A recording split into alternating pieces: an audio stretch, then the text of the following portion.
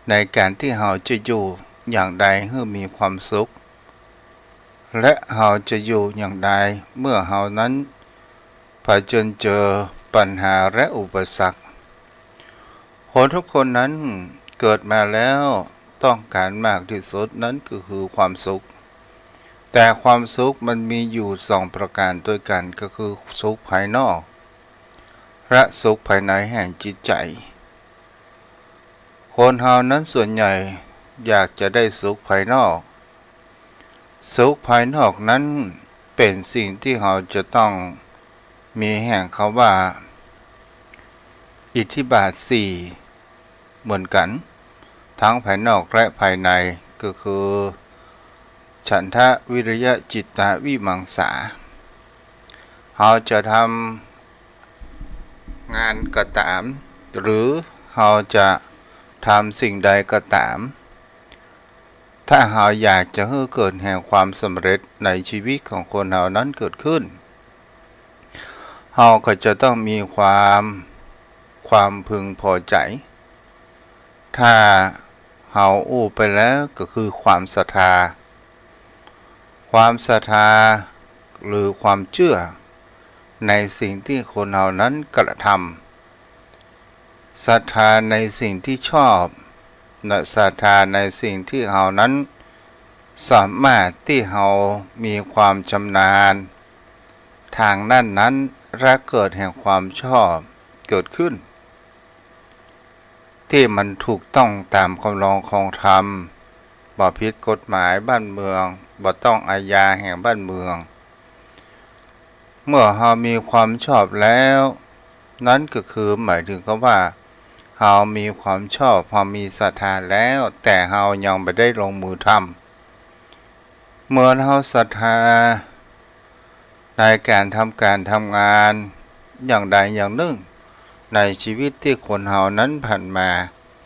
เราจะเห็นได้ว่าเรามีความศรัทธาแต่เราไม่ได้ลงมือทำเมื่อเราลงมือทำแล้วเราก็จะต้องมีแห่งว่ารักธรรมแห่งคำว่าวิริยะคือความภาคเพียรเป็นก่อให้เกิดแห่งความสำเร็จในชีวิตตนตัวของคนเราทั้งภายนอกและภายในเช่นเดียวกันต่อมาหารว่าจิตตะก็คือความตึกตองทั้งภายนอกนั้นถ้าเรา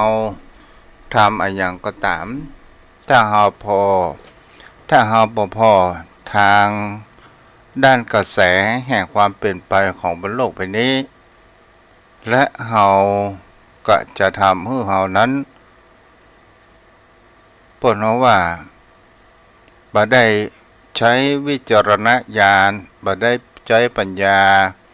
พิจารณาอย่างแยบคายเกิดขึ้นจะเป็นนักธุรกิจก็ตามหรือการปลูกเข้าสิ่งของหรือทำได้ทำส่วนในอย่างก็ตามถ้าเราตึกตองแล้ววิเคราะห์แล้วว่าเราจะทำอย่างใดให้เกิดแห่งความสำเร็จเกิดขึ้นและก็มีแห่งเขาว่าวิมังสาก็คือความตึกตองทุกสิ่งทุกอย่างเราก็จะต้องมีความตึกตองทางด้านผู้บริโภคหรือบุคคลที่เราสมควรที่เราจะทำมาค้าขายกับเขาหรือเราจะทำอย่างใดให้ผลผลิตนั้นมันออกมาได้มากตลอดจนถึงการศึกษาก็เช่นเดียวกันบุคคลผู้มีการศึกษาจะสำเร็จได้ก็ด้วยมีอิทธิบาท4เช่นเดียวกันฉันทะวิริยะจิตตะวิมังสาแม้กระทั่งในการที่สั่งสมบุญกุศลอันเป็นความสุขทางด้านจิตใจเราก็จะต้องมีฉันทะวิริยะจิตตะวิมังสาหมายถึงเขาว่าความพึงพอใจมีความศรัทธาในหลักธรรมคำสอนขององค์สมเด็จพระสัมมาสัมพุทธเจ้าศรัทธาในที่นี้ ต้องมีแห่งคำว่าปัญญาถ้าเฮามีศรัทธาแต่เฮาขาดปัญญาอาจจะโดนหลอกโดนจู้โดนหูเสียทรัพย์ไปมากนั้นก็เป็นสิ่งที่อันตรายมากในสิ่งที่บุคคลเฮานั้นอยากจะได้แห่งสัจธรรมแห่งขององค์สมเด็จพระสัมมาสัมพุทธเจ้าอย่างเช่นเฮาฝึกจิตใจของเฮานั้นให้มีสติสิ่งที่ประการแรกของคนเฮานั้นจะต้องมีนั้นก็คือคำว่าศีลการชำระศีลนี้ก่อให้เกิดแห่งความบริสุทธิ์ความบริสุทธิ์ในที่นี้ก็หมายถึงก็ว่าการประพฤติพรหมจรรย์เขาว่าประพฤติพรหมจรรย์ก็คือบำเพ็ญเพียรก็คือใช้แห่งคำว่าวิริยะในการที่เราเจริญสมถกรรมฐานหรือนั่งสมาธิของตัวของคนเราโดยการที่เรานั้นได้มันฝึกมันทำบ่อยๆมันก็ก่อให้เกิดแห่งคำว่าเป็นนิสัยเมื่อเป็นนิสัยแล้วก็ก่อให้เกิดแห่งว่าอุปนิสัยความคุ้นเคยแล้วเป็นสิ่งที่เรามีจิตใจผูกมั่นในพระรัตนตรัยอย่างแท้จริงตลอดจนถึงการที่เรานั้นมีปัญญาพิจารณาของคนเรามีการใช้ปัญญาโดยโยโสมนสิการพิจารณาอย่างแยบคายและมีความถูกต้องนั้นเกิดขึ้นนี่แหละศรัทธาญาติโยมทั้งหลายและก็เป็นสิ่งที่เราจะได้ว่าบนโลกใบนี้เราบ่มีที่พึ่งใดๆที่เราจะพึ่งได้เป็นสิ่งที่เรานั้นมีที่พึ่งแห่งด้านจิตใจของคนเรานั้นก็คือพระธรรมคำสอนของพระพุทธองค์แล้วเป็นสิ่งที่เราจะหาได้ว่ามีพุทธสุภาษิตบทหนึ่งที่บอกว่าอัตตหิอัตนาโถตนแลเป็นที่พึ่งของตนในคำนี้เป็นสิ่งที่มีแห่งคำว่าเป็นคำที่พุทธองค์นั้นได้ตรัสบอกว่าในบทนี้หมายถึงคำว่าในการที่เราจะทำบุญกุศลก็ตามในสิ่งที่เราจะทำจะกรรมดีหรือกรรมไม่ดีก็ตามก็ต้องอยู่ที่จิตใจของตัวของเราเองมันมีใครเป็นผู้สร้างให้เรานั้นได้และมันมีใครที่จะไปแทนได้เราต้องเป็นผู้เดินนั้นเองในทางด้านบุญกุศลศรัทธาญาติโยมทั้งหลายเป็นสิ่งที่เราจะเห็นได้ว่าเกิดมาเป็นมนุษย์แล้วเพราะว่าเรามีบุญถึงได้เกิดมาเป็นมนุษย์และเราจงทำสิ่งที่เป็นบุญกุศลเพราะว่าเราจะได้พึ่งพาบุญกุศลเพราะว่าบุญกุศลนั้นจะเป็นตัวนำพาเราไปในทางที่ดีในอนาคตต่างหน้าและเป็นอริยทรัพย์เป็นทรัพย์อันประเสริฐที่เราบ่สามารถที่จะปฏิเสธได้และการดำรงชีวิตของคนเรานั้นเราจะควรทำอย่างไรโยมพ่อโยมแม่ท่านผู้ฟังประการแรกสิ่งที่คนเรานั้นควรจะมีการนั้นก็คือคำว่าวาจาเป็นสิ่งที่สำคัญที่สุดในการดำรงชีวิตของคนเราประการหนึ่งประการที่สองก็คือความประพฤติเป็นสิ่งที่บ่งบอกแห่งอุปนิสัยบ่งบอกถึงในต้นตระกูลของคนเฮานี่แหละโยมพ่อโยมแม่เฮาจะลองดูว่าวาจานี้เป็นสิ่งที่เราสามารถที่เราสร้างได้ทุกสิ่งทุกอย่าง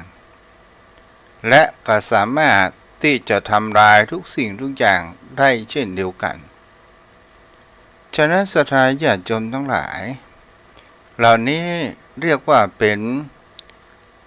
หน้าต่างหรือเป็นบานประตูแห่งดวงจิตดวงใจของผู้คนเฮาคำว่าจิตใจของบุคคลเฮานั้นเฮาเป็นสิ่งที่เฮามาหันรูปร่างมามีสีกินมามีรูปมามีรสมามีสิ่งที่จะหันนั้นได้แต่สิ่งที่จะหันได้ก็คือความรู้สึกของคนเฮานี้เองความรู้สึกนั้นก็คือการที่คนเฮานั้นมีการที่มีกระบวนแห่งคำว่าปรุงแต่งก็คือกระบวนของขันธ์ห้าแล้วก็เกิดแห่งความยึดมั่นถือมั่นที่เฮาว่าอาวิชชาแต่ถ้าว่าเฮาเป็นบุคคลที่มีความประพฤติปฏิบัติกันและเฮาก็จะหันได้ว่าวิชาก็คือความรู้ต่างๆนานานั้นเกิดขึ้นถ้าเฮาเกิดมาเป็นสิ่งที่เฮาทำไมเฮาต้องทำบุญเพื่อที่เฮานั้นสั่งสมและเฮาจะตัดออกจากแห่งคำว่าวัฏฏะสงสารให้มันสั้นลงเป็นสิ่งที่ผู้คนนั้นควรที่จะน้อมมาศึกษานั้นเกิดขึ้นโยมพ่อโยมแม่วาจาเปิ้นเอาว่าปิยะวาจาอันอ่อนหวานภรุสวาจาอันหยาบคายวาจาปิยะวาจานี้เป็นสิ่งที่คนเฮานั้นคนเฮาต้องอู้จามีคำว่าไพเราะและมีแก่นสารหมายถึงคำว่าบุคคลที่อู้จาบ่เหยียบยามน้ำใจไผบ่ดูหมิ่นบ่ดูแคลนบ่อู้จาหยาบคายใส่บุคคลอื่นถ้าเฮาอยากจะให้บุคคลอื่นนั้นชื่นชอบก็คือกำอู้กำฮื้อกำลังอกกำลังใจอู้เป็นแสงสว่างที่สาดแสงส่องแห่งพระธรรมคำสอนของพระพุทธองค์ไปสู่หัวจิตหัวใจและเป็นกำอู้กำจาที่สามารถทำให้เปลี่ยนชะตาของคนชีวิตของคนเฮานั้นได้จากบดีให้เป็นดีนั้นได้และเป็นสิ่งที่บุคคลเฮานั้นนี้ก็คือเป็นปิยวาจาที่มีความอ่อนหวานเป็นวาจาที่มีความสุภาพวาจาคำว่าปากหวานก้นส้มปากหวานก้นส้มนั้นก็ไปแหมต่างหากหมายถึงคำว่าตอนหน้านั้นอู้ดีรับหลังนั้นดินทาตนตัวของเฮาถ้าคนเฮานั้นอู้จากจิตจากใจอู้ในแห่งคำว่าปิยวาจาใครฟังแล้วก็มีความชื่นชอบเกิดขึ้นโยมพ่อโยมแม่ท่านผู้ฟังมันตรงกันข้ามกับแห่งคำว่าภาลุสวาจาก็คือวาจาที่มีความว่าภารุสวาสก็คือกำอู้ที่มันมามีกำลังอกกำลังใจกำอู้จาที่มาทำให้เฮานั้นเกิดแห่งความหมดหวังเป็นกำอู้ที่ดูถูกดูแคลนเหยียดหยามนินทาคนอื่นต่างๆนานานั้นเกิดขึ้นนี่ก็เป็นสิ่งที่ผู้คนเฮานั้นก็ลองได้ศึกษาแห่งเขาว่าสิ่งที่ทำให้คนเฮานั้นฮักก็ได้เกลียดก็ได้และก็เป็นสิ่งที่คนเฮานั้นจะหันได้ว่าบางครั้งบางคราวคนที่เฮาอู้จาถูกคอกันทางด้านอันเป็นกัลยาณมิตรอู้ในทางที่ดีเฮาก็จะอู้กันได้นานและก่อให้เกิดแห่งแสงสว่างแห่งปัญญานั้นคนเฮานั้นเกิดขึ้นโยมพ่อโยมแม่นี้ก็คือนางด้านประกาศแรกแห่งคำว่า วาจาอันเป็นหน้าต่างแห่งจิตแห่งใจของบุคคลเฮาฉะนั้นเป็นสิ่งที่ควรเฮานั้นควรน้อมเข้ามาใส่ตัวพิจารณาไปทางวาจาก็มีครั้งหนึ่งที่พระพุทธองค์นั้นประทับอยู่ยังวัดพระเชตวันเกิดขึ้นพระพุทธองค์นั้นก็ได้ตรัสแสดงธรรมเทศนาให้กับภิกษุเฉพาะวัคคีย์ผู้มีการต่อร้อต่อเถียงกันต่างๆนานานั้นเกิดขึ้นพระพุทธองค์บอกว่าวาจาของเธอนั้นเป็นวาจาที่มีความหยาบกระด้างต่างๆนานาเป็นวาจาอันเป็นที่รักเลยพระองค์ก็ได้ตรัสในเรื่องชาดกในอดีตชาติในความว่าเป็นพระโพธิสัตว์ครั้งพระพุทธองค์นั้นได้ถือกำเนิดเป็นโคหนุ่มในเมืองตักกศิลาโยมพ่อโยมแม่ท่านผู้ฟังเป็นสิ่งที่ผู้คนเฮานั้นได้ดูว่าในเรื่องแห่งเขาว่าชาดกของพระองค์นันทวิสารซึ่งเป็นโคหนุ่มอยู่ในบ้านของเศรษฐีผู้หนึ่งซึ่งเป็นเศรษฐีขหบดีศรัทธาญาติโยมทั้งหลายแล้วโคนันทวิสารนี้เป็นโคที่มีแห่งเขาว่ามีบารมีเนาะเอาง่ายก็คือเป็นคนที่มีแห่งเขาว่าเป็นคนที่ชอบวาจาแห่งการที่มีสาระแก่นสารนังต่างๆนานาก็ได้รับใจเศรษฐีผู้หนึ่งเกิดขึ้นต้องมาวันหนึ่งศรัทธาญาติโยมทั้งหลายโคนันทวิสารนี้เป็นโคที่มีพละกำลังที่สามารถรากเกวียนถึง500เล่มนั้นได้โดยการที่บรรทุกหินดินทรายต่างๆนานาต้องมาอยู่วันหนึ่งศรัทธาญาติโยมทั้งหลายบังเอิญกับไปเจอขหบดีผู้มีแห่งเขาว่าอวดคุยว่ามีโคตัวหนึ่งแล้วก็ถามว่าโคในแว่นแคว้นตักกศิลาเนี่ยใครมีโคที่มีพละกำลังเท่ากับโคของเฮาพ่องก็มีแห่งเขาว่าเศรษฐีผู้ที่มีเป็นเจ้าของนันทวิสารหรือว่าโคนันทวิสารศรัทธาญาติโยมทั้งหลายแล้วโคนันทวิสารก็ได้บอกให้เจ้าของว่าท่านเศรษฐีเดิมพันกันไปเลย 1,000 กหาปณะทีนี้ศรัทธาญาติโยมทั้งหลายพอถึงในวันเวลาที่จะมีการแข่งขันในการที่ว่าลากเกวียนอันบรรทุกหินดินทราย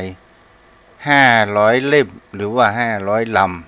ำแล้วเศรษฐีก็นั่งตั้งบนก็ได้บอกให้กับโคนันทวิสารด้วยวาจาอันหยาบคายว่าโคผู้โกงเจ้าจงไปเจ้าจงโคโกงจงเอามาให้ได้ต่างๆนานาโคนันทวิสารนี้ก็ได้ฟังผู้อันเป็นนายผู้ประกาศเช่นนี้หมดกำลังใจเลยบอกออกแข่งอย่างสักอย่างศรัทธาญาติโยมทั้งหลายเศรษฐีนั้นก็ได้เสียแห่งเงินทอง 1,000 กหาปณะไปให้เศรษฐีคนอื่นเสียแล้วแกนั้นก็ได้รับแห่งความเศร้าซึมโดยการที่เสียทรัพย์ในการเดิมพัน แล้วโคนันทวิสารหาประการเช่นนี้ก็ได้เข้าไปถามเศรษฐีว่าท่านเศร้าอกเศร้าใจอะไรหยังเศรษฐีก็บอกว่าเมื่อเฮาเศร้าได้อย่างใดล่ะก็เพราะว่าเฮาได้เสียเงินเสียทองกับท่านอู้ไหนบ่มีหั่นสาธาญาติโยมทั้งหลายนั้นโคนันทะเนี่ยได้บอกว่ากระท่านเป็นคนอู้จ๋าที่มันเป็นวาจาที่อันไพเราะเป็นวาจาที่มีวาจาที่หยาบกระด้างว่าเฮาโกงและเฮาบ่จะเป็นโคขี้โกงแล้วเศรษฐีก็บอกว่าเจอเฮาอย่างใดก็ต้องอู้ง่วนๆกะถึงจะได้สิ่งที่มีกำลังอกกำลังใจนั้นเกิดขึ้นเมื่อเศรษฐีว่าเศรษฐีผู้นี้หาประการเช่นนี้นั้นก็ได้ไปว่าแล้วจะทำอย่างใดโคนันทวิสารก็บอกว่าท่านเศรษฐีนั้นไปเดิมพัน2,000ปะนะแล้วจะเอาทรัพย์มาเศรษฐีนั้นก็ได้อู้เพราะพอถึงวันที่มีการแข่งขันนั้นในการลากเกวียนถึง500เล่มอันบรรทุกหินดินทรายเหมือนดังเดิมแล้วทีนี้เศรษฐีเปลี่ยนไปว่าพ่อโคเอ๋ยเจ้าพ่อโคนันทวิสารท่านจงไปเถิดท่านจงชนะเถิดที่นี้แหละลากเกวียนไปถึง500เล่มดังรวดเร็วตอนสุดท้ายข้าบดีคนขี้คุยนั้นก็ได้เสียทรัพย์มาถึง 2,000 พนะก็แปลว่าเรียกทรัพย์นั้นกลับคืนมาอันนี้ทางด้านวาจาโยมพ่อโยมแม่จะอ่านได้ว่าวาจาเป็นสิ่งที่สำคัญมากที่สุดแล้วต่อมาแห่งเขาว่าความประพฤตินี้โยมพ่อโยมแม่บางคราวเป็นสิ่งที่เราจะได้ว่ามันจะเป็นบริบทกะหรือว่าเป็นการอบรมกะละอ่อนบางคนก็มีกิริยาวาจานั้นมีความเรียบร้อยเกิดขึ้นจะมีครับมีขาพระผู้รักผู้ใหญ่มีคำว่าสวัสดีอย่างนี้เป็นต้นกราบพระไหวพระต่างๆนานาเกิดขึ้นเขาว่ากิริยาอาการอ่อนน้อมถ่อมตนนี้ถือว่าเป็นเสน่ห์อย่างหนึ่งมันส่องไปถึงยังถึงพ่อถึงแม่ของตนตัวของเฮานั้นได้ว่าเป็นลูกของไผแม่ชื่อหยังพ่อชื่อหยังบางคราวไปถึงยังต้นตระกูลพ่อหมอนแม่หมอนต่างๆนานาว่าเพื่อนนั้นเป็นต้นตระกูลของคุณครูได้อบรมยังลูกของตนเองและก็สืบทอดกันมาแล้วทำไมครอบครัวนี้ตระกูลนี้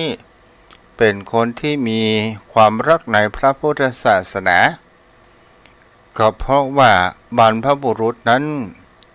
เพิ่นมีจิตใจศรัทธาเกิดแห่งความเลื่อมใสในพระพุทธศาสนาในการทำบุญกินทาน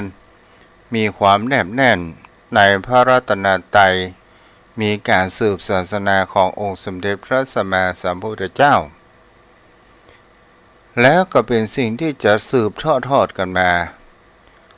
บางครอบครัวบางตระกูลนั้นการได้ว่าทำไมตระกูลนี้มาหันเข้าวัดเข้าวาก็เพราะว่าตั้งแต่บรรพบุรุษมามีภัยปาเข้าวัดเข้าวาและมีกิริยาอาการมามีความนอบน้อมมีวาจาอันหยาบคายต่างๆนานาไผหันแล้วใครก็ไปชอบแตกต่างกับบุคคลผู้มีแห่งคำว่ากิริยาอันอ่อนน้อมถ่อมตน นั้นเป็นบุคคลที่มีคนฮักคนชอบต่างๆนานานั้นเกิดขึ้นนี่แหละโยมพ่อโยมแม่ที่คนเฮานั้นเฮาก็ดูดังสังเกตและพิจารณากันไปเอาละโยมพ่อโยมแม่ท่านผู้ฟังวันนี้ จะได้มาอู้ถึงแห่งคำว่า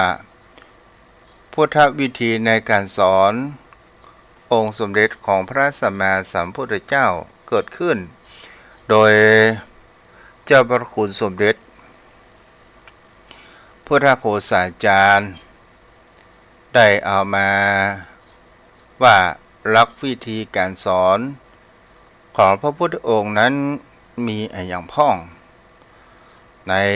ที่นี้ก็จะได้อู้จ๋ามีอยู่5แบบวิธีการสอนต่างๆของพระพุทธองค์แบบประการที่1แบบสากัจฉาหรือว่าสนทนาวิธีเป็นสิ่งที่ให้เราได้หันใจกันบ่อยก็คือใจวิธีในการใจบ่อยมาน้อยไปกว่าวิธีใดผู้ที่มาเข้าเฝ้าพระพุทธองค์โดยแห่งเขาว่าได้เมื่อได้สนทนาหรือว่าได้รับธรรมได้ฟังธรรมแห่งขององค์สมเด็จพระสัมมาสัมพุทธเจ้าก็เกิดแห่งความเลื่อมใสในพระพุทธศาสนาในตนตัวของพระพุทธองค์นี้เป็นสิ่งที่เรานั้นกระหันได้นี่ก็คือรักกันในการสอนของพระพุทธองค์การสนทนานี้พระพุทธองค์นั้นจะทรงเป็นฝ่ายถามนำคู่สนทนานั้นเข้ามาสู่เข้าหาธรรมและเกิดแห่งความเริ่อมใสศรัทธาในที่สุดโยมพ่อโยมแม่หากเขาดูวิธีการสอนของพระพุทธองค์นั้นพระพุทธองค์นั้น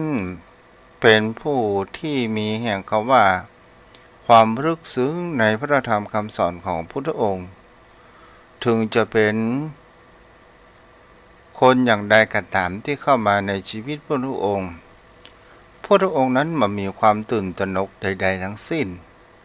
แม้กระทั่งหมู่พราหมณ์และเดรัจฉีนั้นหรือว่าหมู่นิครนัตบุตรก็ตามที่คอยจ้องจะล้าง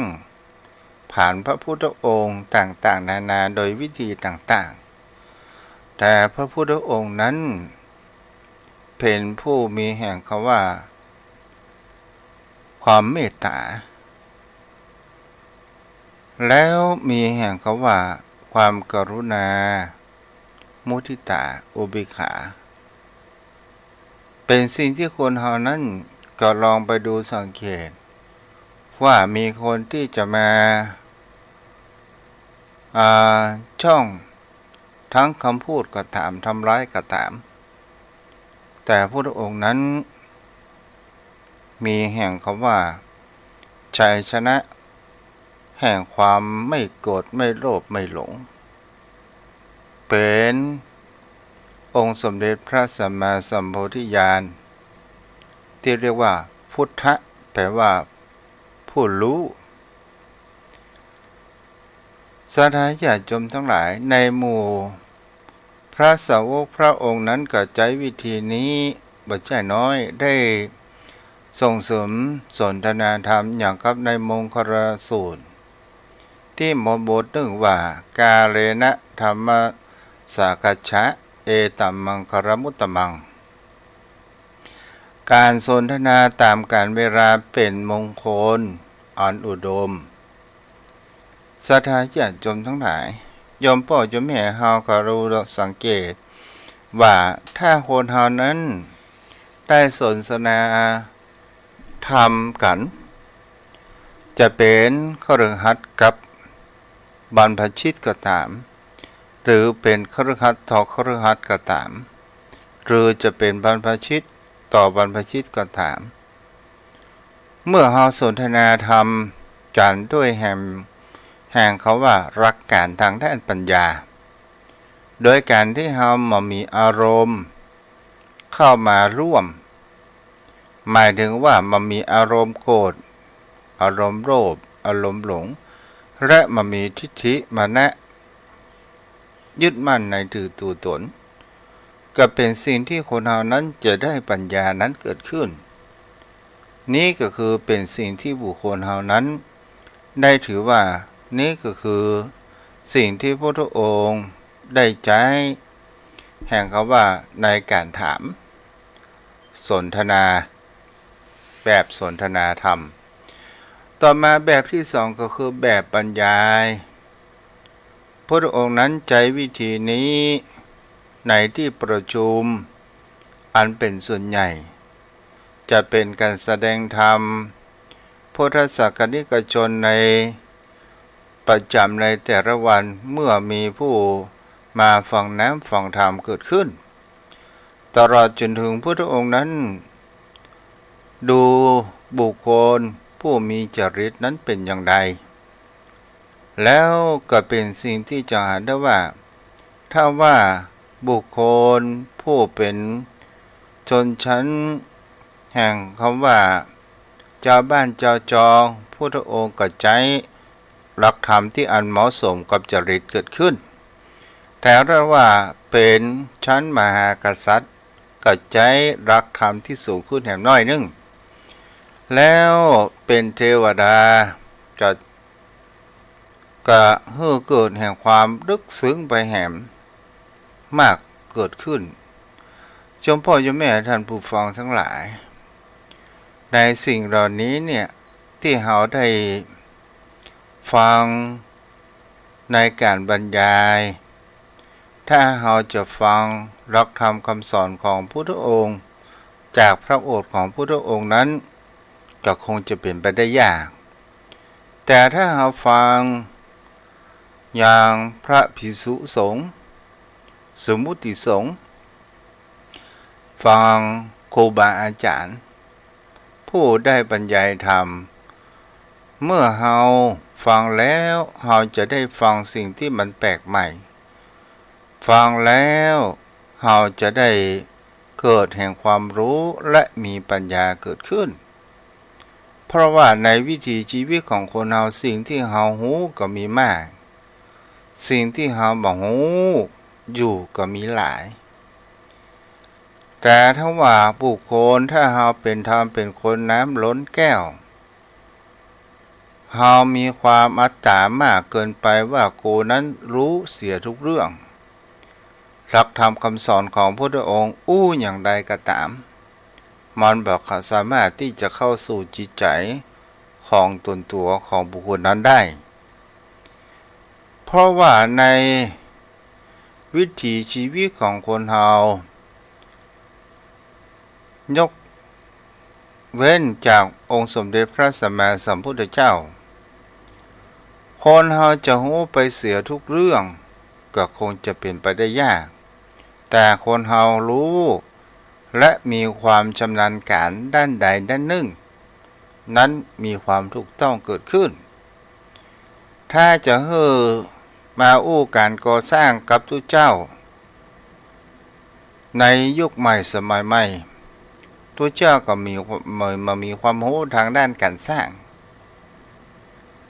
ถ้าว่าช่างมาภาษาธรรมะกับตัวเจ้ามาแสดงธรรมมุตุเจ้าฟังก็คงบ่มีอย่างก็คงจะไม่ได้ประโยชน์อย่างสักอย่างพระสงฆ์องค์เจ้าที่ได้ศึกษาธรรมะได้มีความรู้บ่มากก็น้อยเมื่อจาไปแล้วเราก็ได้ฟื้นฟูด้วยความรู้ได้ปัญญาได้ความสงบทางด้านจิตใจของคนเรานั้นเกิดขึ้นนี่ก็เป็นสิ่งที่บุคคลเรานั้นจะเห็นว่านี่ก็คือเป็นสิ่งที่พระพุทธองค์นั้นถ้าเรามาพอในการบรรยาย ในแต่ละครั้งโยมพ่อโยมแม่เราก็ลองดูว่าบางคนกับฟังพระสงฆ์รูปนี้อู้แล้วถูกจริตของตัวเองบางคนก็ชอบธรรมะแบบบันเทิงเข้าหัวตลก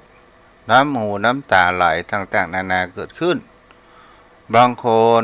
ก็ชอบเนื้อเป็นสิ่งที่มันมีน้ำบางคนก็มีน้ำทั้งเนื้อบางคนก็มีแต่น้ำนี่แหละศรัทธาญาติโยมทั้งหลายพระสงฆ์องค์ข้าเจ้าแต่ละรูปแต่ละตนแต่ละองค์นั้นก็มีความชำนาญมาเหมือนกันเกิดขึ้นลักษณะแห่งพิเศษในการพิธีการสอนของพระพุทธองค์นี้เป็นสิ่งที่จะได้ว่าจะแสดงกับในการที่มีแห่งคำว่าสภาหรือว่าประชุมหรือว่าถ้าเอาอู้ตามบ้านเราก็มีการมีงานต่างๆนานาเกิดขึ้นต่อมาคือแบบประการที่3ก็คือแบบตอบปัญหาคำว่าตอบปัญหาพุทธองค์นั้นเป็นพระสัมมาสัมพุทธเจ้าเป็นสัพพัญญูผู้รู้ทั้งโลกทั้ง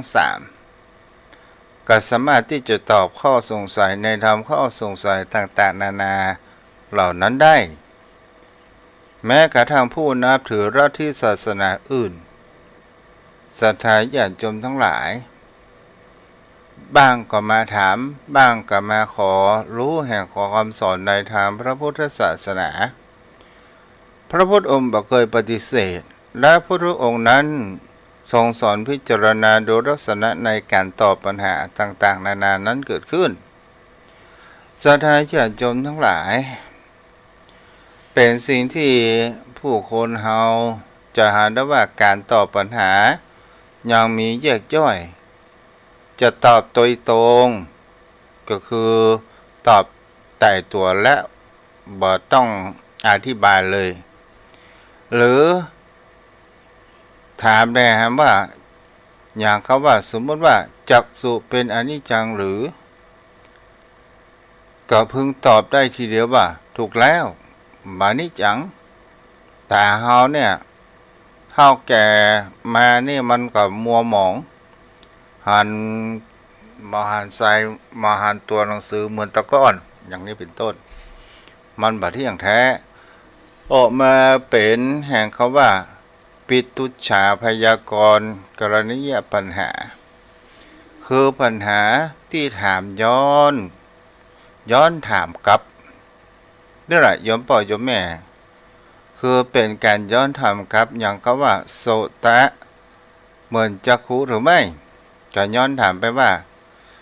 ในมันเป็นเครื่องมองเห็นหรือไม่แต่มันบ่ใช่เป็นเครื่องมองเห็น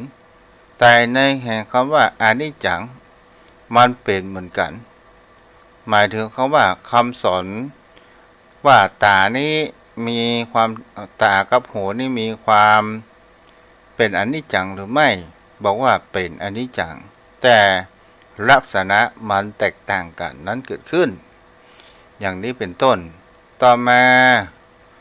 วิธีตอบปัญหาที่3ก็คือวิจพยากรณ์กรณียปัญหาก็คือตอบปัญหาโดยแห่งคำว่าแยกแยะตอบเช่นถามว่าสิ่งที่ไม่เป็นสิ่งที่เป็นอนิจจังได้แก่จักษุหรือไม่จำแนกได้แยกแยะตอบไปว่าจักษุเท่านั้นถึงโสตคานะก็เป็นอนิจจังเหมือนกันนี่ก็คือเป็นคำว่าแยกลักษณะมาเหมือนกันแต่เป็นสิ่งที่มันมีความเที่ยงแท้แน่นอนเหมือนกันเกิดขึ้นต่อมาการตอบปัญหาแบบทาปนิยปัญหาที่พึงยับยั้งได้แก่ปัญหาที่ถามนอกเรื่องอย่างเช่นพุทธองค์บ่ได้ตรัสพยากรณ์เกี่ยวกับเรื่องจักรวาลที่สุดจักรวาลศรัทธาญาติโยมทั้งหลาย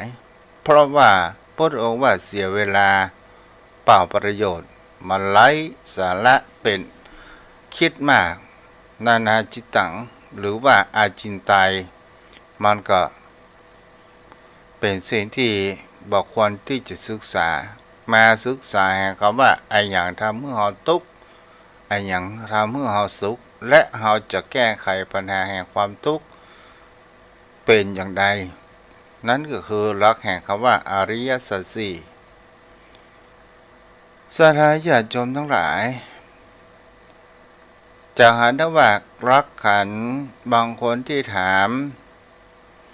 ปัญหาในข้อนี้ก็ยังได้แยกแยะออกไปแห่งคำว่าคนบางคนนั้นถามปัญหาด้วยความโง่เขลาเพราะความบ่เข้าใจบางคนก็ถามมีความปรารถนาลามกเกิดแห่งความอยากได้อยากมีอยากเป็นจึงถามปัญหาบางคนก็ถามปัญหาต้องการอวดเด่นยกตนข่มท่านบางคนก็ถามปัญหาด้วยความประสงค์อยากจะรู้บางคนก็ถามปัญหาด้วยแห่งเขาว่าความดำริว่าเมื่อเราถามแล้วเขาต้องตอบถูกต้องเหมือนดังที่เขาคิดอย่างนี้เป็นต้นต่อมาลักที่สี่สถาญาติโยมทั้งหลายแบบวางกฎข้อบังคับก็คือหมายถึงเรื่องมีภิกษุกระทำผิดพระธรรมวินัยประการอย่างใดอย่างหนึ่งเมื่อประการเช่นนั้นมีผู้มาร้องหรือมาทูลพระพุทธองค์พระพุทธองค์จะห้องพระสงฆ์นั้นมาประชุมที่ในสังฆสภาแล้วก็ได้ประชุมสงฆ์ว่าแล้วกับพระพุทธองค์จะถามว่าเธอทำผิดจริงหรือไม่แล้วเมื่อว่าทำจริงมันก็จะมีข้อบังคับจากครุกรรมพระหุเนาะที่เป็นอธิกรณ์ต่างๆนานาเกิดขึ้นตลอดจนถึงเป็นต้นบัญญัติแห่งคำว่าศีลพระองค์ศีลนี้พระองค์ไม่ได้เป็นผู้บัญญัติเองก็คือพระสงฆ์สาวกนั้นเป็นผู้เป็นต้นเหตุที่ทำพระองค์นั้นได้บัญญัติเกิดขึ้นเพื่อมาให้เป็นชาวโลกติเตียนได้เกิดขึ้นต่างๆนานาเจ้าพ่อเจ้าแม่วันนี้ก็ได้พอสมน้ำสมเนื้อเนาะแล้ว จะได้สนทนาธรรมกับพวกนั้นเหมือนน้อยเนาะวันนี้ได้จ๋าโยมพ่อโยมแม่ท่านผู้ฟังโยมพ่อโยมแม่ที่อยู่ทางบ้านก็จะได้สนทนาธรรมกันเดี๋ยวประหลานก่อนเนาะว่าปีนี้ใครไปสวดมนต์พ้องสวดมนต์ข้ามปีเนาะ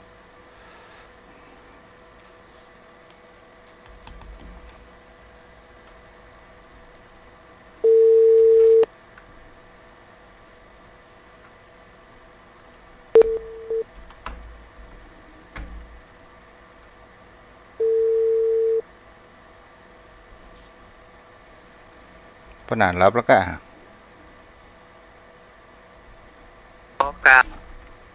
ประหลานมาแล้วเดี๋ยว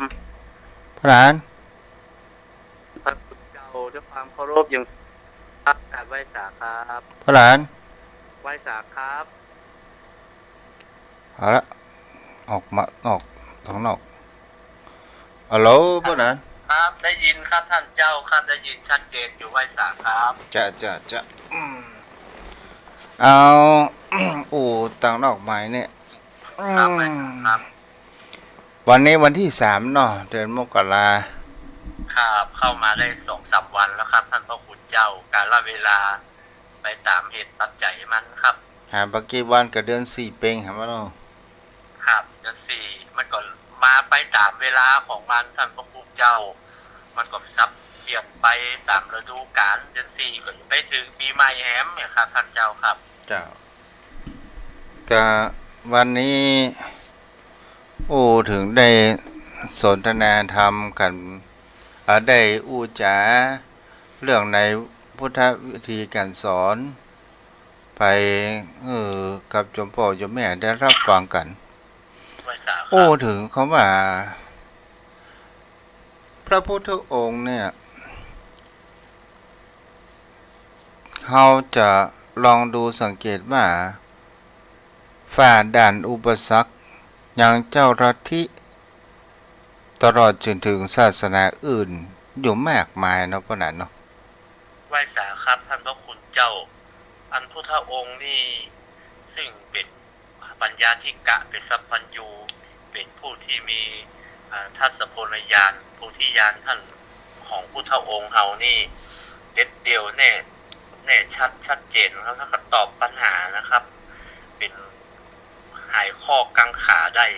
และก็ทำให้ผู้ที่นับถือศาสนาอื่นนะเข้ามานับถือในศาสนาของพระธรรมวินัยของพุทธองค์พระไวสาขท่านเจ้าครับถ้าอย่างกับที่เป็นพุทธบัญญัติที่พระองค์ว่าห้ามแสดงฤทธิ์เนี่ยพวกเธอมาแสดงฤทธิ์เนี่ยมันจะก่อให้เกิดบุคคลเกิดแห่งเขาว่าเดินออกเส้นทางเกิดแห่งความลุ่มหลงเนาะพ่อหนันเนาะครับไว้เป็นเช่นนั้นครับท่านเจ้ามันไม่ใช่หนทางแห่งทางพ้นทุกข์แล้วก็จะทำให้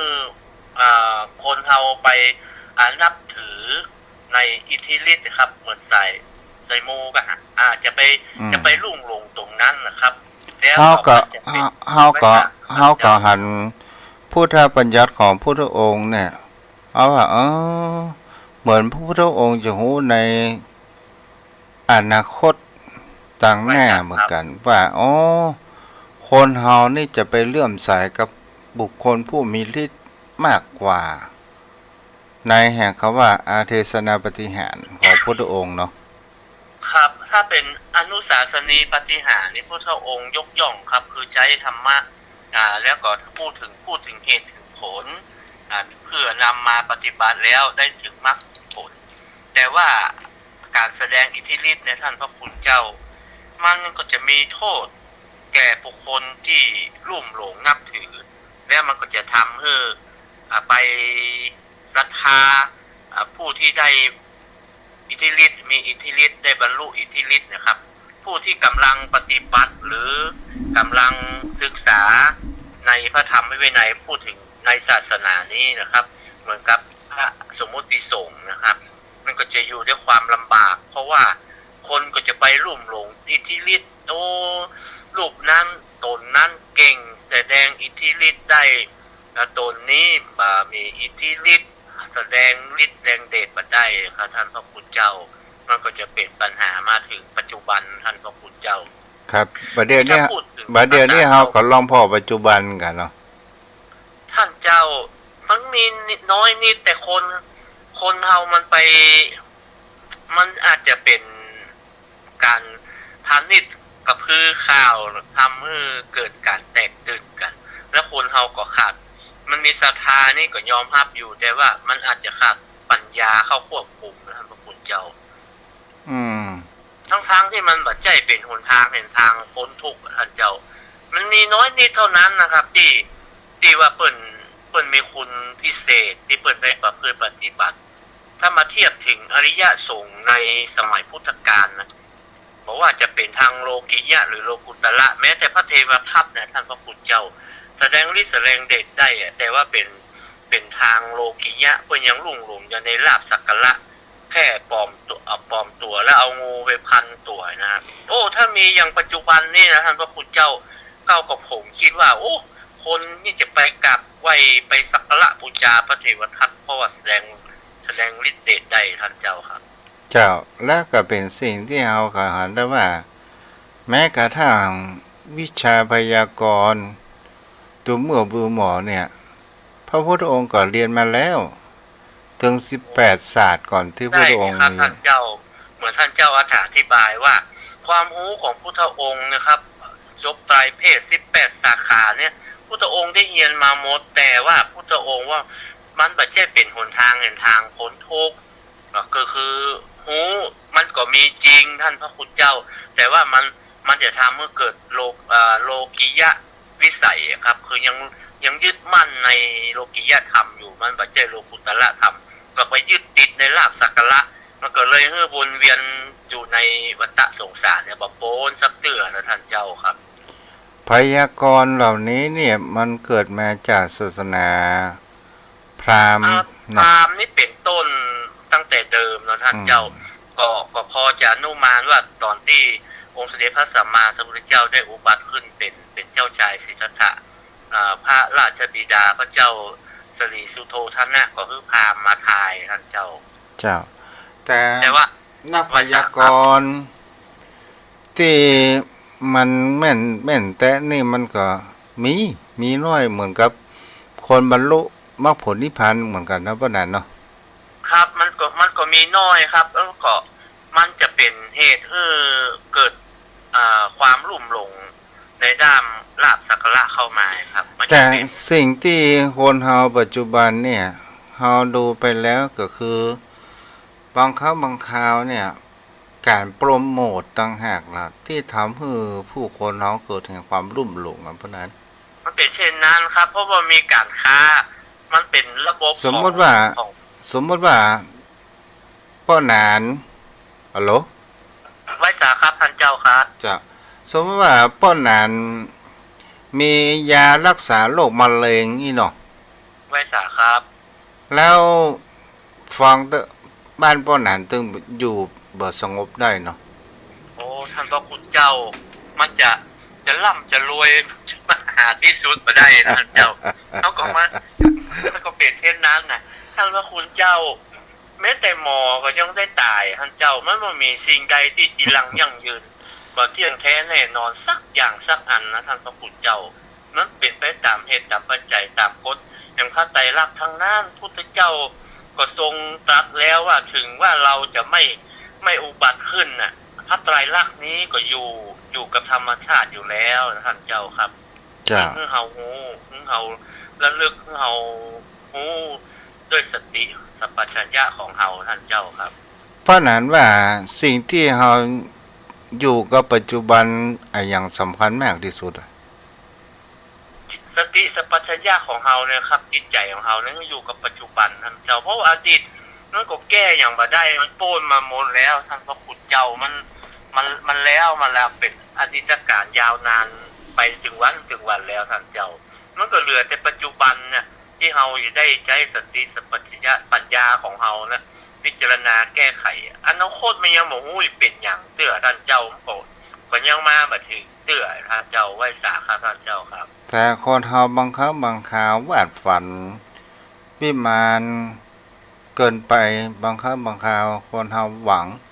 แต่เฮาบ่ได้เหมือนดังหวัง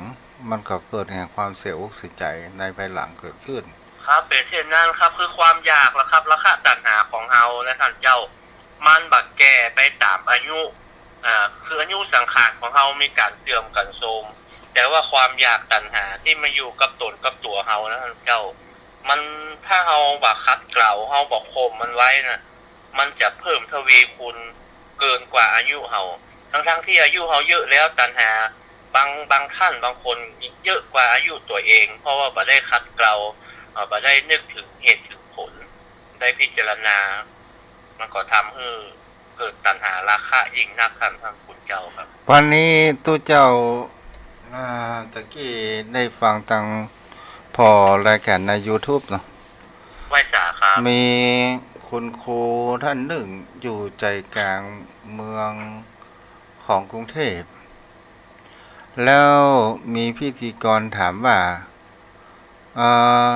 คุณครูบ่อยากจะโรยกะย่อมบ่ขายตี้ใจกลางเมืองนี่ไปเลยครูนั้นตอบว่า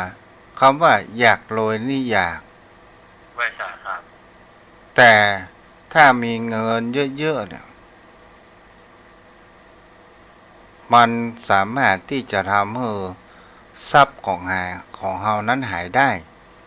แต่ที่ดินของเรานั้นยังอยู่ถ้าเฮาบ่อยากจะโรย แต่ที่ดินของเรานั้นยังอยู่สืบไม่เจ้าลูกทราบครับเจ้าหลานไปตลอดไม่ทราบครับซึ่งเป็นมรดกตกทอดมาอีไหนมันก็เป็นเช่นนั้นครับท่านพระคุณเจ้าแม้กระทั่งปัจจุบันนะครับที่เพิ่นขายให้ขายนามันก็จะอยู่ได้ในเช่นนี้ในเช่นในรุ่นของคนที่เพิ่นขายอาจจะได้สุขสบายมีบ้านมีอย่างอยู่แต่ว่าเจ้าลูกเจ้าหลานก็ลำบากท่านเจ้าเพราะบ่มีที่ดินเป็นทุนรอนนะครับแต่ถ้ามีที่ดินมีรองรับอยู่แล้วเป็นที่อยู่อาศัยก็มันก็มันเป็นน้ำจืมทรายครับมันต้องได้เป็นเจ้ามันต้องได้ไปเสาะซื้ออย่างแล้วท่านเจ้าเพราะว่าเงินมันหายได้ แต่ที่มันมาหาย แต่มีพอมีพอกินนี่พอมีเนาะท่านเจ้าเงินมันบ่มีควรที่คนเมืองโอ้คือมันไปอยู่คงที่ท่านเจ้าถ้ามาอยู่กับเฮานักความอยากมันก็เข้ามามันเสียทางว่าเอาขยักก็ได้นั่นก็ได้นี่แต่ว่าถ้าเฮามีพอเพียงพอกินพอใจบ่ใช่ว่าทุกข์ยากลำบากท่านเจ้าพอเพียงก็คือมัชฌิมาปฏิปทามีพอกินพอใจนั่นหมายถึงขั้นกับวิตกับขาดก็กุ้มกินกุ้มใจอยู่สุขสบายเพื่อนได้กินเฮาก็ได้กินเพื่อนได้ทำบุญเฮาก็ได้ทำบุญอยู่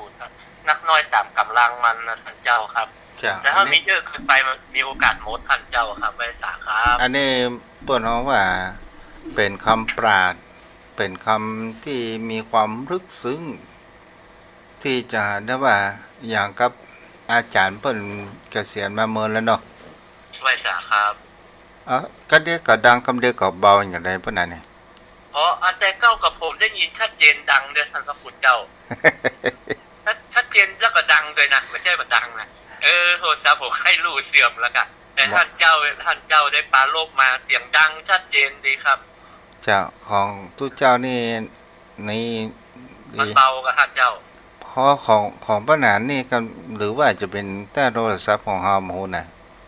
การเดินมากับแม่ก็เดินมากับได้ปราโลกอันสนทนามันชัดเจนดีแล้วก็ดังแต่ดังเหลือในวิทยุกับท่านพระคุณเจ้า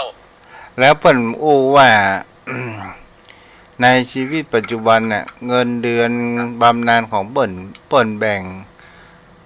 เป็นส่วนหนึ่งก็เอาไปเป็นแค่อาหารให้เลี้ยงดูละอ่อน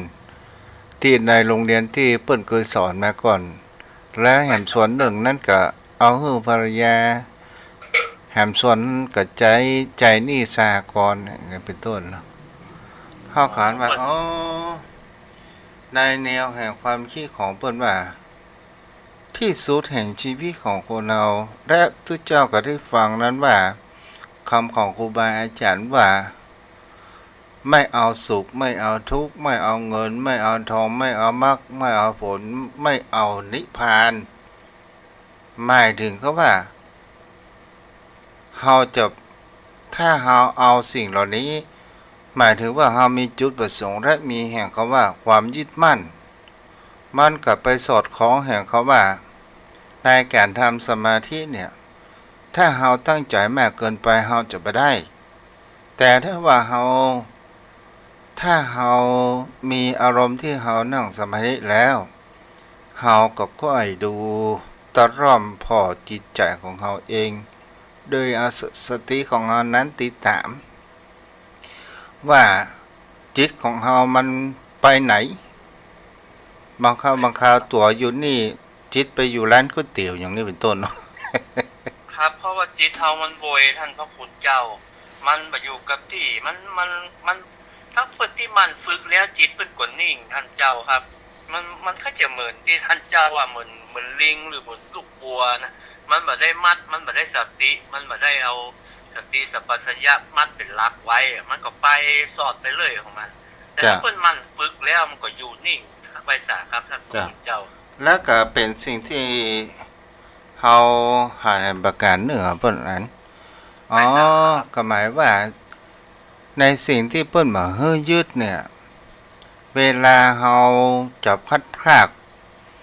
จากโลกนี้ไปมันจะไปเป็นข้อที่มันทำให้เฮานั้นเปิ้นเฮาว่ามันเป็นตัวขวางกั้นเนาะเปิ้นน่ะเนาะครับเป็นเช่นนั้นมันจะเป็นนิวรณ์ครับมันจะคัดขวางกั้นเฮาเพื่อเฮาไปสู่ปรโลกครับมันมีความห่วงครับถ้ามันโปร่งวางได้ ถ้าเขานึกถึงกฎของพระไตรลักษณ์แล้วเขานึกถึงความเสื่อมของร่างกายของเขาปลงวางจิตวางใจได้มันก็สบายครับท่านพระคุณเจ้ามันก็ไปตามกาลเวลาของมันนะครับท่านเจ้าครับเจ้าก็ เพราะมันแบบตั้งทนอยู่ท่านพระคุณเจ้าถ้าสังขารเฮามันคงลูกอยู่อย่างอันตลอดอ่ะมันมันก็บ่ต้องได้เจริญมรณสติแล้วท่านเจ้าเพราะมันอยู่อย่างอันของมันตลอดแต่นี่มันเสื่อมไปนะท่านเจ้ามันเสื่อมแล้วมันเป็นทุกขเวทนานะท่านพระคุณเจ้าแล้วก็ทำให้เราเกิดเบื่อนี่มันไม่ใช่ว่าเบื่อที่จะได้อัตตาพิริบาตนะเบื่อในทำนองของหันนิพิทาความเบื่อในและร่างกายว่าโอ้มันเสื่อมมันโทรมไปมันสำรุดสุดโทรมไปไม่ได้ไม่ถึงกาลเวลาที่มันจะดับของมันนะมันจะทำให้เราได้ทุกข์โอ้อันนี้เฮาก็ถามคนเฒ่าคนแก่เหมือนกันนะก็โอ้จะปิกเป็นไรก็บ่ปิกสักคำเถื่อเขี้ยวก็บ่มีกินอะไรหยังก็บ่ล้ำไปไหนก็ลำบาก โอ้แล้วก็คงกดได้ยินเหมือนท่านเจ้าได้ท่านเจ้าปรารภประเดี๋ยวนี้นะครับจะไปแอวกับคนเฒ่านะว่าโอ้ขออายุยืนๆนะหรือปอร้อยโอ้โหทรมานถ้ามันบาดเจ็บบ่ป่วยบ่เป็นอย่างใครอยู่จะเป็นร้อยซาวนี่มันทรมานมันเจ็บมันปวดมันเมื่อยมันบ่อยู่คงที่ของมัน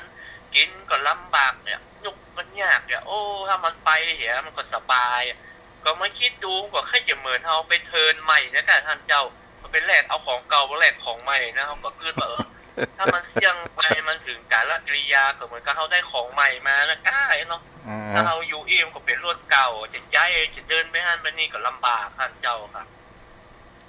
ถ้าเขายึดมั่นถือมั่นอยู่มันก็เหมือนกับเขาแบกขันห้าไว้น่ะมันเป็นทุกข์ทั้งนั้นน่ะถ้าเมื่อหนุ่มๆบ่เคยคิดครับไว้สาขาท่านเจ้าครับอายุตั้งแต่40ลงมานี่มันม่วนมันแบบเจ็บปวดมันกินก็ล่ำเอวก็ม่วนแต่ถ้ามันขึ้นเลข5เลข6มันมากูหยั่งกับหน่อยท่านเจ้าครับโอ้ถึงว่าในการที่บุคคลเฮานั่นน่ะมันถ้าเฮาบ่มีพยานที่เข้ามาเบียดเบียนเนี่ยคนเฮามันจะมีความประมาทมากกว่านี้เนาะพ่อท่านเนาะโอ้ท่านเจ้ามันจะเลิงอะท่านพระคุณเจ้าเพราะมันบ่มีโรคภัยไข้เจ็บมาเตือนมันนะขนาดว่ามีนะมันใจคนเฮานี่มันยังใหญ่ยิ่งกว่าร่างกายสังขารนะท่านพระคุณเจ้าจ้ะบ่ฮู้จักพอบ่ฮู้จักผ่อนคลายบ่ฮู้มันจะยึดมั่นถือมั่นอยู่อย่างนั้นนะท่านเจ้าครับทางที่มันบ่ไหวเพราะนั้นว่า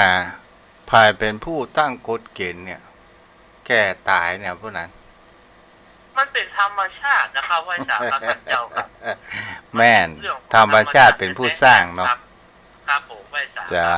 ธรรมชาติเป็นผู้สร้างเอาละพวกนั้นพอสมควรเวลาครับขอกราบแทบใจไว้สาเมตตาธรรมท่านเจ้าด้วยความเคารพอย่างสูงยิ่งครับคือนำธรรมคำสอนได้เป็นคติอุทาหรณ์ได้สอนอกสอนใจท่านญาติธรรมทุกท่านครับเขาก็ได้ศึกษาธรรมะไปพร้อมๆกัน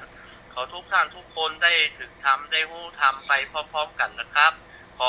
อบพระคุณครับสวัสดีครับเจ้าโชคดีปีใหม่เนาะอ้าวผู้ฟังที่อยู่ตามบ้านไผ่จะโทรมาอวยพรปีใหม่ก็ได้เด้อวันนี้มีแม่ครูคัญญานมัสการขอปีใหม่นี้มีสุขภาพแข็งแรงอนุโมทนาเด้อเหมือนกันเด้อขอแม่มีสุขภาพแข็งแรงแม่จันเพ็ญคำโพธาขอให้มีสุขภาพแข็งแรงเด้อไหว้สาครับหลวงพ่อมีแม่ประกายพึกมนเจริญหลวงพ่อครับอ๋อหลวงพ่อเสียงดังๆหน่อยได้ยินเบาอยู่ครับไม่เบาของผมได้ยินอาจารย์ชัดเลยนะจ้าแต่ว่ามันน่าจะเป็นวิทยุอาจารย์หรือเปล่าให้เครื่องอาจารย์ครับให้จะแม่นละมั้งแต่บางท่านก็ดังนะแต่บางทีได้พูดดังก่อนไม่เงียบนะไม่ได้ยินขอได้แล้วครับอาจารย์หลวงพ่อครับผมลืมเอาออกทำไมเนาะจ้าเก่งนะอาจารย์นะครับถ้าเป็นตู้แล้วดังน่าดูเนี่ย อ๋อตู้หลวงอย่า ใช้หมดเวลาแล้วอาจารย์ จ้าบุญรักษา มา จ้า ถึงงานครับโชคดีสวัสดี ครั ปี บ ใหม่นะอาจารย์นะ สวัสดีปีใหม่มีสุขภาพแข็งแรงนะครับ ปีเก่าทิ้งไปแล้ว ครับ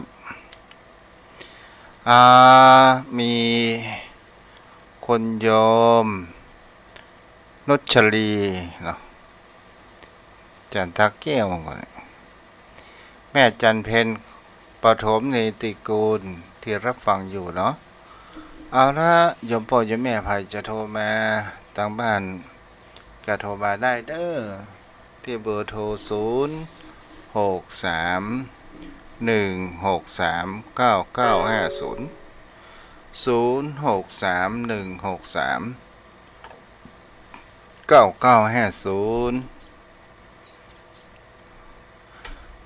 เจริญพรแม่วรี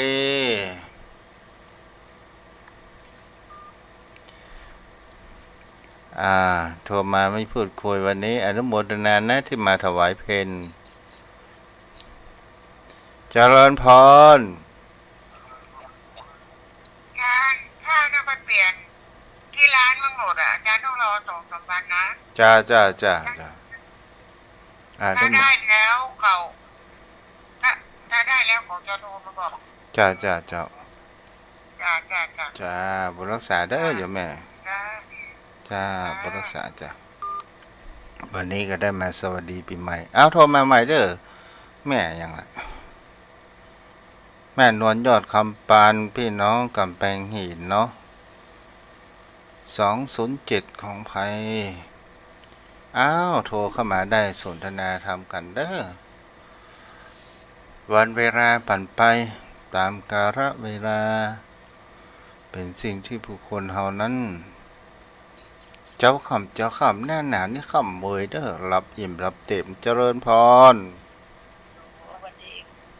นี้หลวงพ่อขอให้หลวงพ่อ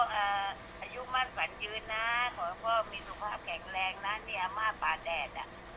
จ้าจำได้แล้วโยมแม่จ้าฟังอยู่นะฟังอยู่ทุกวันนะจ้าขอให้โยมแม่มีสุขภาพแข็งแรง100 สาวนะ100 เดียวก่อนเอาเยอะไป80,000 วันมา30,000 วันมาได้แม่ 30,000 กว่าวันหลวงพ่อมีสุขภาพแข็งแรงนะจ้าบุญรักษาแม่จ้าโทรเข้ามาได้เด้อที่เบอร์โทร0631639950ขอโยมพ่อโยมแม่ท่านผู้ฟังทั้งหลายมีสุขภาพกายสุขภาพจิตแข็งแรงมีสิ่งดีๆเข้ามาในชีวิตเด้อมามีโรคภัยไข้เจ็บมาเบียดเบียนกายภายนอกมามีโรคภัยไข้เจ็บอันเป็นแห่งเขาว่าโทสะโลกแห่งเขาว่าโมหะโลภะโมหะมาเบียดเบียนทางจิตใจเด้อไว้เสือเจ้าแม่อวยพรมันขึ้นต้นปีใหม่เนาะจ้าสุขภาพแข็งแรง ขอให้อยู่กับญาติโยมไปหมดเมินเจ้าสาธุอนุโมทนาเด้อเจ้าอายุหมื่นปีเจ้าผมไปถึงก็เหรอ ขอแม่มีสุขภาพแข็งแรงเหมือนกันเด้อแม่ประกายพึกเจ้าแม่ดอกอัญชัน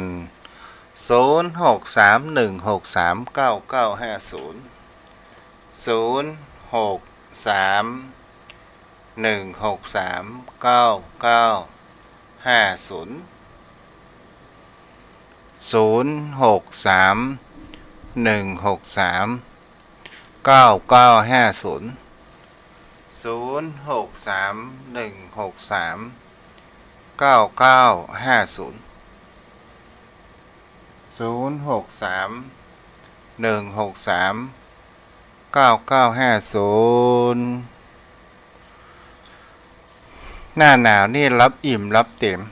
ไม่วันสั้นไม่คืนยาวเนาะรับงอนรับงานเสียงอย่างเดียวมันเปลืองผ้าอะไรเนาะ ดีอย่างสีอย่างอู้ถึงระหว่างหน้าร้อนกับหน้าหนาวเนี่ยหน้าหนาวนี่คนอารมณ์ดีเด้อหน้าร้อนคนอารมณ์บ่ดีเพราะว่ามันนอนรับสั้นเนาะ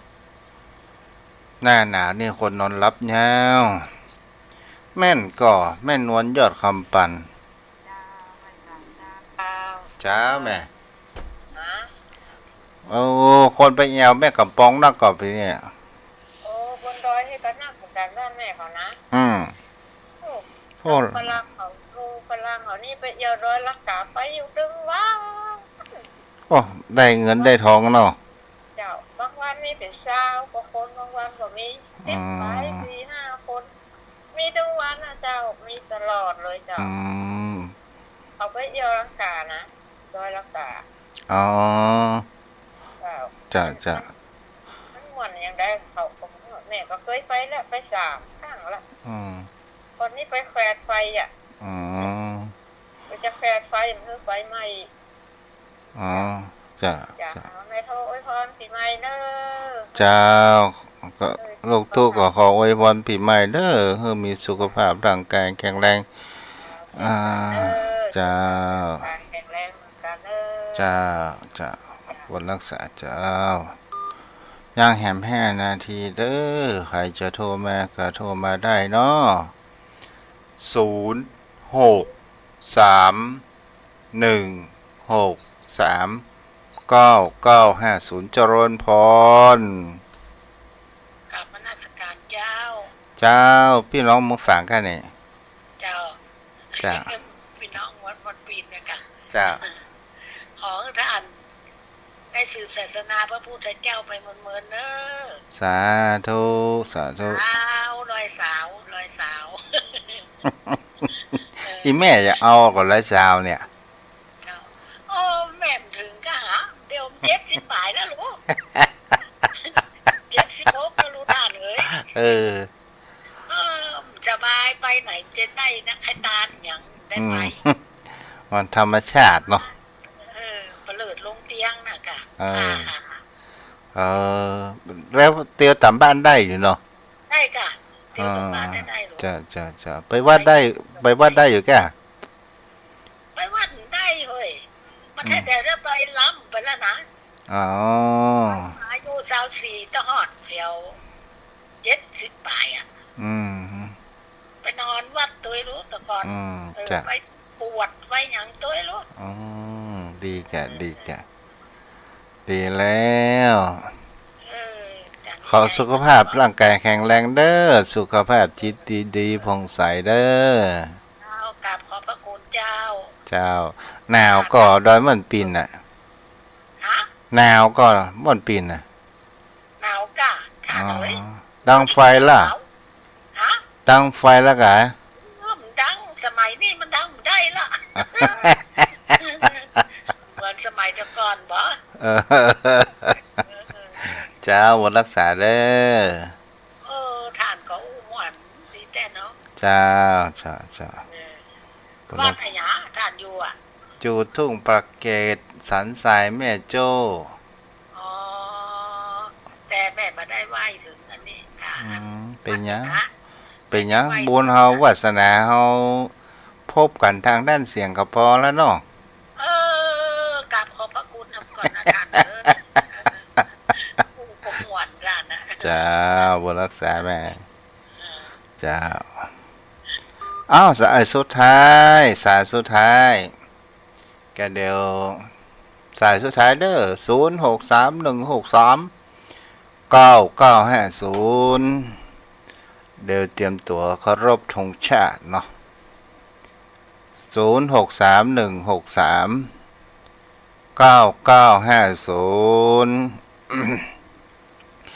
เอาละมามีไฟโทรมาก็เอาไว้เพียงเท่านี้เด้อมาปะกันใหม่ในวันจันทร์หน้าเนาะในคืน96วันพฤหัสวันศุกร์104.5เนาะเอาละวันนี้ไว้เพียงเท่านี้ขอโยมพ่อโยมแม่มีสุขภาพแข็งแรงปราศจากโรคภัยไข้เจ็บมีสิ่งดีๆเข้ามาในชีวิตตลอดปีพุทธศักราช2568 อยู่กับลูกตุ๊ไปเหมือนๆเด้อ